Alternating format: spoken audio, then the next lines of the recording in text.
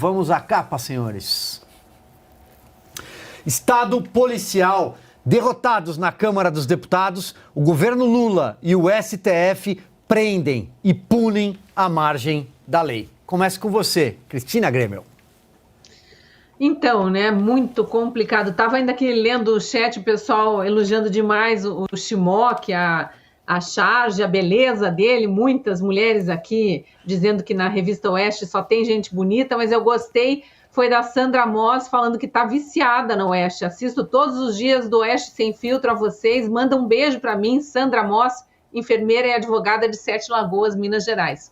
Um beijo. A gente tem que viver um pouco de beijos e de alegria, de charges, porque tá difícil esse estado policialesco, hein, Silvio? Que dureza que foi essa semana. E o duro é que ela não acabou ainda. O pessoal já pedindo para a gente comentar aqui o fato de o PL da censura ter ido para o STF. Eles agora querem legislar. Vamos avançar com a nossa pauta aqui e comentar um pouco de tudo. Eu só posso dizer que a gente não pode perder a ternura, né? Vamos seguir endurecendo, não dá para esmorecer, não dá para ficarmos calados. Muita gente desanimada, mas não é hora para isso. Respira fundo, toma uma aguinha aí e vamos em frente. É isso. Vou colocar a capa na tela de novo. Eu vou fazer aqui uma rápida cronologia, né? Bom, na semana passada foi aprovada ali a toque de caixa, às pressas, no plenário da Câmara dos Deputados, a urgência a esse PL que tratava de impor, né? Tornar lei a censura no Brasil. Regular tudo que as plataformas, as maiores, como o Google, uma Meta que administra o Instagram, o WhatsApp, o Facebook, poderiam fazer, né? Então, tá aí. O que essa capa traz, Estado policial, é o que aconteceu depois. Porque nós tivemos um final de semana estendido com o feriado do 1º de maio, Dia do Trabalho, com uma intensa mobilização popular.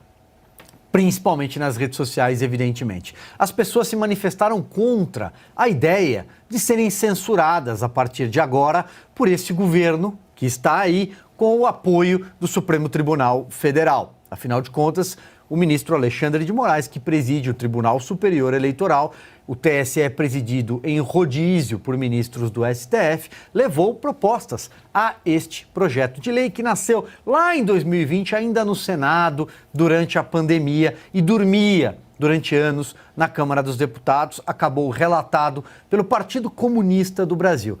É isso mesmo, você não entendeu errado. O Partido Comunista do Brasil iria relatar, arbitrar e ditar os caminhos de liberdade? Não, de censura, não é mesmo? Pois então, na terça-feira, dia 2, o presidente da Câmara dos Deputados, Arthur Lira, atravessou a Praça dos Três Poderes, foi ao Palácio do Planalto para uma reunião com o presidente Lula. Foi levar uma má notícia para ambos. Afinal de contas, Arthur Lira se comprometeu a aprovar este PL. Não tinha votos. É um governo que já não tem votos de origem. Pouco mais de 120, talvez 130 deputados, o que é nada. No Senado, consegue resultados melhores, mas o PL estava na Câmara. Arthur Lira, sim, tem muito mais apoio, tem uma bancada mais robusta. Emprestaria o seu apoio do Centrão ao governo. Não deu certo. Por que não deu certo?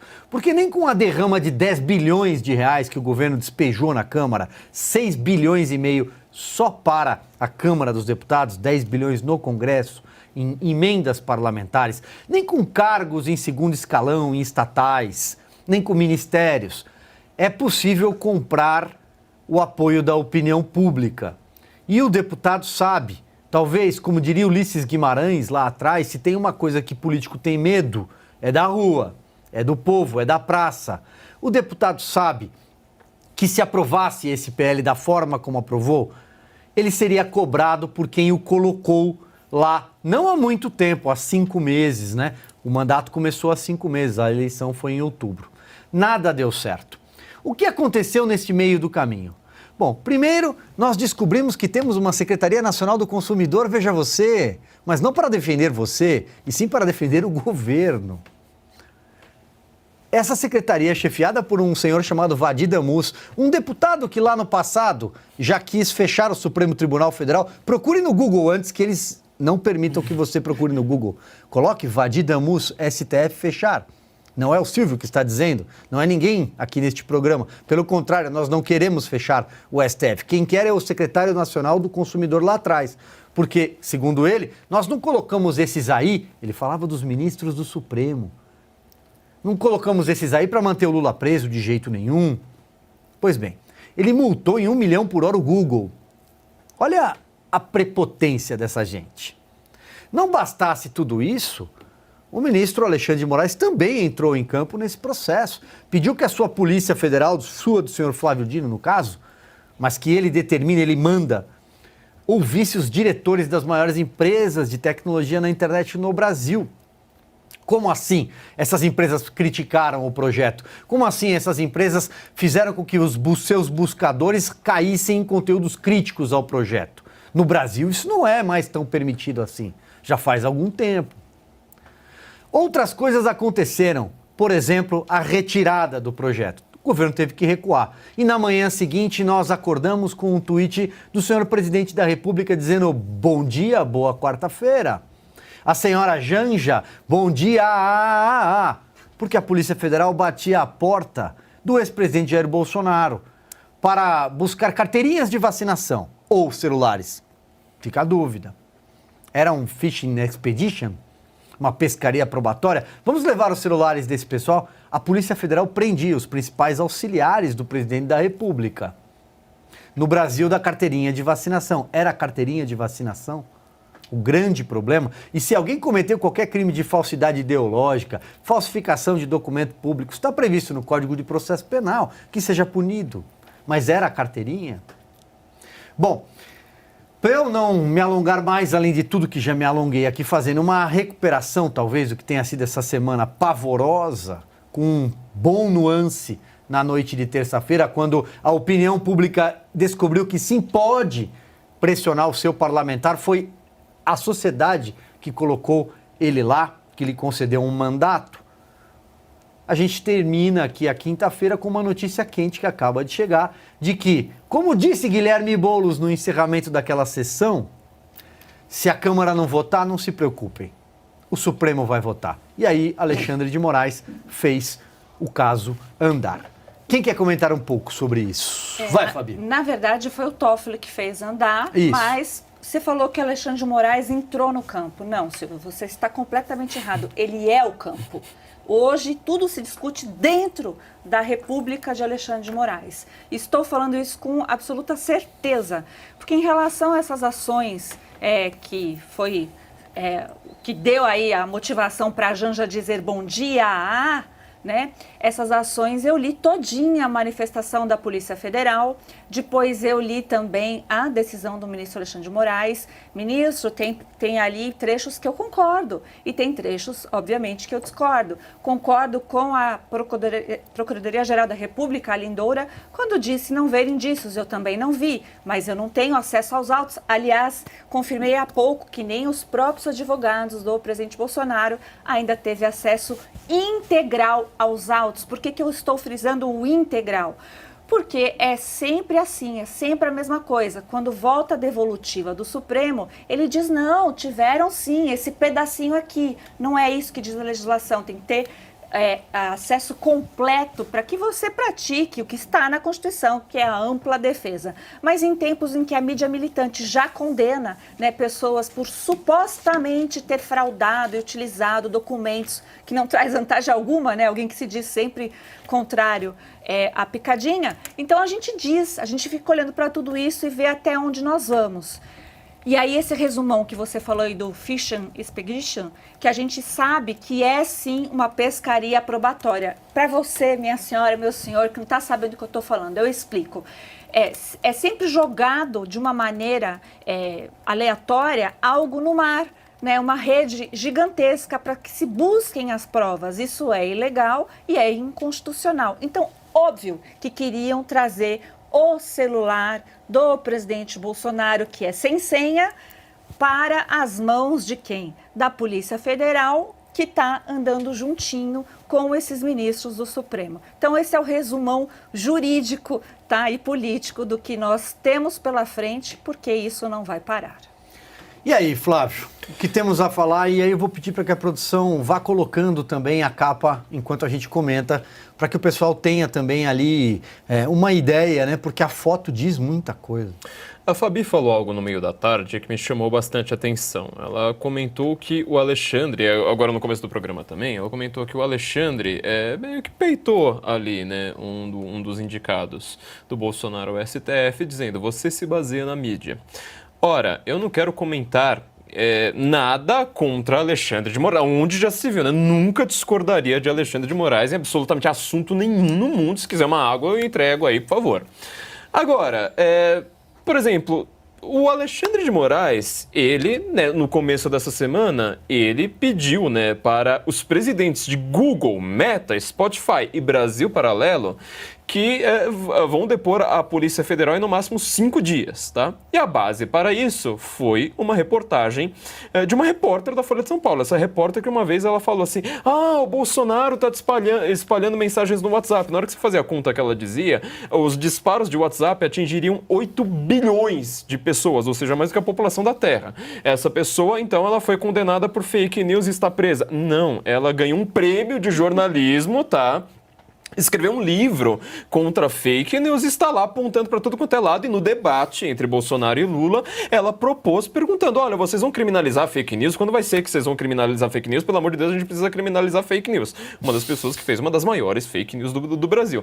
Eu queria citar aqui um livro, desculpa, é chato fazer uma coisa assim, meio me autocongratulando, né? O livro Suprema Desordem, organizado pela doutora Cláudia Piovesan, ele tem um capítulo escrito por mim aqui no meio, que ele se chama justamente A Mídia como Fonte do Direito, capítulo 5. A perseguição política em nome da democracia e o direito totalitário na CPI da Covid. Eu estou, neste capítulo, mostrando como virou uma moda que no judiciário inteiro use a mídia justamente como uma fonte. Aí na hora que uma pessoa cita um fato, quer dizer, você precisa realmente se escorar na mídia, falar assim, como é consabido, amplamente divulgado pelos canais de mídia, aí não pode, aí, nossa, né, onde já se viu você não citar a lei. Bom, se for para citar a lei, além disso que a Fabi acabou de falar sobre o acesso integral aos autos, eu quero lembrar que ninguém teve acesso integral ao inquérito, aos 2 inquéritos, na verdade aos 3, porque um deles foi trocado por um outro, né? A Procuradoria-Geral fala assim, olha, isso aqui é ilegal. Alguém do Supremo fala, dane-se. Daí que é ilegal, que é inconstitucional, que é antidemocrático, que é ditatorial. Você vai reclamar pra quem? Pra mim mesmo? Então, problema seu, meu amigo. Vou lá, dou uma canetada, a Procuradoria-Geral que se lasque. Olha, é meio triste você saber que nós temos pessoas excelentes na Procuradoria, cujo trabalho é totalmente ignorado ao fim e ao cabo. E se quer falar de desinformação, também fala assim, olha, converse com quem entende, porque isso é coisa de russo, isso é coisa de totalitário. Não é frasezinha na internet, piadinha que as pessoas fazem. Estão instaurando um estado totalitário, policialesco, como diz a nossa capa, para perseguir os inocentes, enquanto todos os traficantes têm sempre uma benesse para eles. Adoro quando o Flávio Morgenstern chega com uma mochila de livros aqui para comentar, né? Maravilhoso. Cris Gremion, então tá aí. Acho que temos uma semana para ficar, pelo menos na história recente, é uma semana que será lembrada. A gente não gostaria, né? Mas vai ter que lembrar, até porque não dá para esquecer quando chega nesse nível de arbítrio, porque aí é conosco mesmo. Se a gente não continuar fazendo a pressão que a gente fez sobre a Câmara em relação ao PL da censura, mas agora em relação a tomarem alguma atitude ao legislativo que fiscaliza o judiciário. Não dá mais para tolerar esse estado policialesco, e aí eu trago um comentário muito pertinente aqui do perfil que se identifica só pelas iniciais, CRM. Olha a frase que ele escreve para descrever nossa capa, que perfeição. A capa registra um diálogo cabuloso. Isso diz tudo. Quando o judiciário, executivo e uma parte até do legislativo, né, se reúne para, aqui no caso a gente está vendo o judiciário e executivo apenas, né, o presidente da República, o presidente do STF, do TSE e ministro do STF e o ministro da Justiça, os 3 ali representam o executivo e o judiciário, mas a gente tem parte do legislativo também muito conivente e outra parte muito omissa em relação a esses desmandos que vêm acontecendo, desrespeitos à nossa Constituição, e não dá mais para seguir nesse estado, com presos políticos sendo torturados psicologicamente. Hoje eu entrevistei um jurista que deu uma definição perfeita também para o caso específico do Anderson Torres, é a prisão preventiva perpétua, uma nova modalidade também criada no Brasil.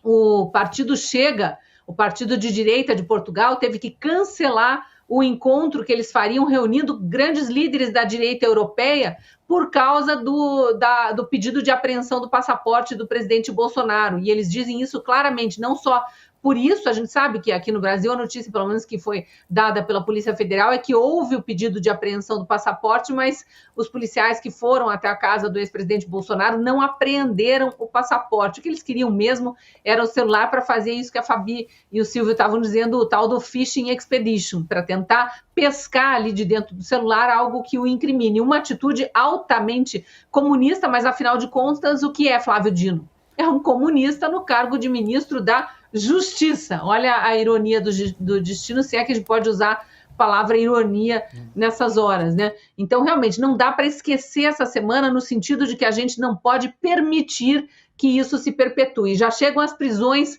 provisórias perpétuas, os flagrantes perpétuos, inclusive que eles fingem que não vêm. Você citou aí Valdir Damus agora há pouco. Valdir Damus está há anos, é um petista que está há anos com vídeo no ar, para quem quiser ver, xingando ministros do STF e pregando o fim do STF. Ato antidemocrático, ataque à democracia, para dizer apenas o que eles gostam de dizer, apenas as palavrinhas e as expressões que eles gostam de usar. Então, realmente, está demais o nível de abuso, o nível de exceção nesse nosso Estado, que já não é mais de direito há muito tempo, muitas, centenas de prisões arbitrárias, ilegais, inconstitucionais, milhares, se a gente for considerar a quantidade de pessoas que estão com tornozeleira eletrônica. Hoje em dia, hoje, num outro programa que eu participava, alguém me lembrou do Zé Trovão. É apenas mais um que está com tornozeleira aí já há mais de ano. Gente na cadeia há meses, muitos, dezenas, se não centenas de exilados, de autoexilados. Todos nós temos amigos que fugiram mesmo, a palavra é essa, foram com a roupa do corpo para o exterior com medo de ser presos. Quantos jornalistas censurados, impedidos de falar por suas redes sociais, alguns colegas nossos, inclusive aqui da Oeste, com conta bancária bloqueada, asfixiados financeiramente, querem que vão vender cachorro-quente ou pipoca na esquina, mas não falem mais, por favor, não falem mais, porque nós somos os disseminadores de fake news, né? Eles é que falam a verdade. Inclusive esse Lula e essa Janja, que são dois dos grandes mentirosos do momento e ficam dando bom dia aí para debochar de ilegalidades cometidas, para debochar das vítimas das ilegalidades, né? Só porque você viveu na cadeia uma parte da sua vida, Lula, só porque Janja virou sua amante, sua noiva na cadeia, vão debochar agora de quem está sendo perseguido? Vamos lembrar de novo o que já foi falado nesse programa. Encontrar malas com milhões de dinheiro que até hoje não foi explicado, na casa de um petista, de um ministro do PT, é muito diferente de encontrar uma carteirinha de vacinação na casa de um ex-ministro. Aliás, carteirinha de vacinação só com carimbo de vacinado da ex-esposa, porque ele, o ex-presidente, e a filha não foram vacinados e isso nunca foi negado. E para finalizar aqui, já me estendi, mas acho importante, eu vi agora no Instagram da Regina Duarte, da ex-ministra da Cultura de Bolsonaro, uma colocação bastante pertinente aqui, porque ela está dizendo, engraçado, é obrigado a ter carteira com carimbo de vacina, mas ninguém pode saber se o voto foi confirmado, né? Isso fica no sigilo. É muito estranho esse Brasil que a gente está vivendo.